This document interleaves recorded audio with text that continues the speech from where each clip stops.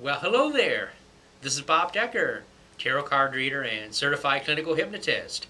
And today's date is January the 8th of 2010. I'm getting used to that new date. Right, Marissa? Absolutely. Yeah, I got a buddy here. Hi.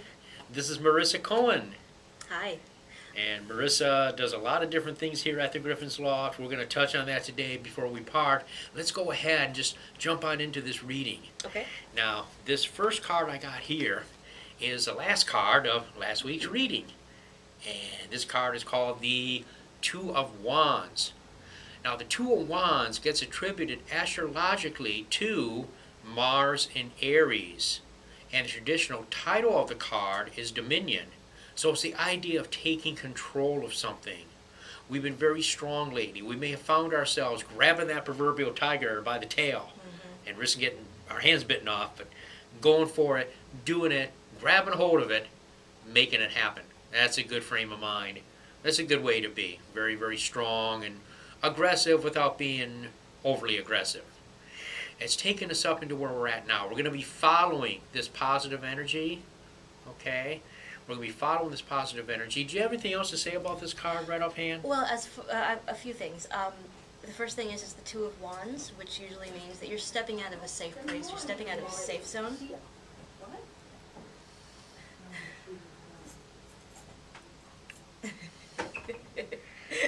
That's okay. We just had a little minor interruption. It happens. It's not a problem. Not a problem, Red. Just go right ahead.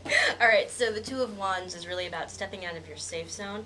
The Ace of Wands starts with the spark of an idea, and the Two of Wands is sort of about being taught and nurturing an idea, and the slow growth of that idea, preparing to take it out into the marketplace, maybe not quite ready yet, but bringing all the passion and the focus and all those other elements together. And also, as Bob said, Mars in Aries is a very passionate, powerful, directed energy. It's Mars in its element because Aries is ruled by Mars, so you sort of have all this double motivation, passion, energy that's going to be was the driving force. What I'm hearing was the end of last week. So that'll take us up to where we are now. Yeah, and it's propelling us to good things. Look at this, the Eight of Cups. Now, the Eight of Cups, entitled Success Abandoned, is attributed astrologically to Saturn in Pisces. Now, Saturn is very structured, it's very disciplined, very powerful, very focused. In Pisces is more relaxed, more psychic, and ruled actually by the opposite planet, which is Jupiter. So what this is escaping structure. See, there's nothing wrong with the cups here. Okay, this man is leaving these cups. There's nothing wrong with them. But he wants something better. He wants to go for higher things. That's what we're going to be doing. We're going to be going for higher things. We're not going to be sitting on our laurels. We're going to be going ahead and pushing forward, moving forward, and going into new and exciting things that are going to raise our vibration and are going to get us more on track, even in terms of our mundane goals. What do you got to say about that? Well, as far as the Eight of Cups, it's a very powerful card because it's actually the card of an emotional journey.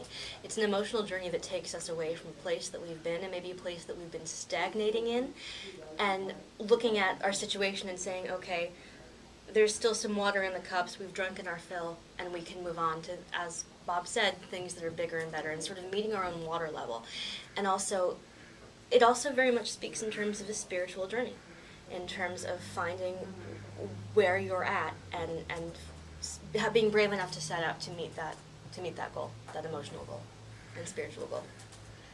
Yeah. Excellent. This leads us towards the end of this week into the energy of the Page of Cups, also known as the Princess of Cups in the Thoth Tarot. Now, she's basically a lady who's very, very given with her heart, very open with her emotions. And traditionally, the card has also suggested that news is coming. Yes. That news is coming to us, possibility of a birth. Again, you get the fish here in the cup, and that's also the rising of psychic power. So we may find ourselves more psychically sensitive. We may find ourselves more psychically empowered, and also we may find that we do actually get some important news on some level about something concerning us towards the end of this week. See, water is life's flow. It's spirituality, it's our emotions, it's our sense of life's course. And these are important cards. That fire is pushing that water. Right. Okay, it's pushing that water. So it's like we're just going to be whoosh, just flowing down life's river. We're not even having to row. Okay, it's just force. It's like we're being propelled. It's almost like a steam engine. Exactly. Behind the water that's just Perfect. shoving it all forward. Perfect. It's a steam engine. Fire and water make steam. Uh-huh. So we're getting steamed. Yep. And also with the Go Page ahead, of please. Cups. Thank you. With the Page of Cups, as Bob said, we have the fish. And also, as Bob said, it can represent, pages usually represent news or letters, and what the news is about is shown by the suits. So messages about love, relationships, romance. Pages can also represent small children, potentially small children who have psychic gifts. So if there's a little child in your life who is a Scorpio or a Cancer or a Pisces or has that energy of being very imaginative and very mutable and very dreamy, you might see them start to be affected by this a little bit as well. And also, Page of Cups can also mean the beginning of self-love, the beginning of self-nurturance, and the beginning of falling in love with yourself as well. So this is all very nice. Yes, it is. And you're very astute and very insightful. Thank you. What else do you do here at the Griffin's Loft? I know you read tarot cards. You're a good reader. Thank you. And what else do you do? Well, I read tarot cards, and I also do astrology, and I use those two as a gateway in order to talk to the dead. So I really do tarot and astrology and mediumship. So the way that'll happen, if you were to book a reading with me, would be we would sit down, we would talk about questions, I would probably do a tarot card reading, potentially get some information on signs, and then just try to stay open as far as whatever psychic messages or dead family members want to show up and say hi. And we just try to keep the space open as much as possible for whoever wants to come in and show up and say hello and give information or kind of hang out. Well, outstanding, outstanding. And Marissa is one of our associates here at the Griffin's Loft. So you can reach her by calling 954-625-6775. That's her number here at the Loft. And you can leave a message for her, or you can email her. My business is Happy Ganesh, so I can be reached by email at happyganeshreadings@gmail.com. And if you're friends with Griffin's Loft on Facebook, my fan page is also on there as well. I believe it's Marissa Cohen at Astrology, Tarot, and Mediumship at Griffin's Loft, so you can feel free to join the fan page as well.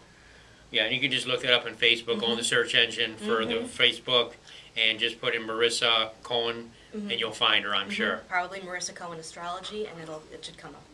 Yes. Excellent, excellent.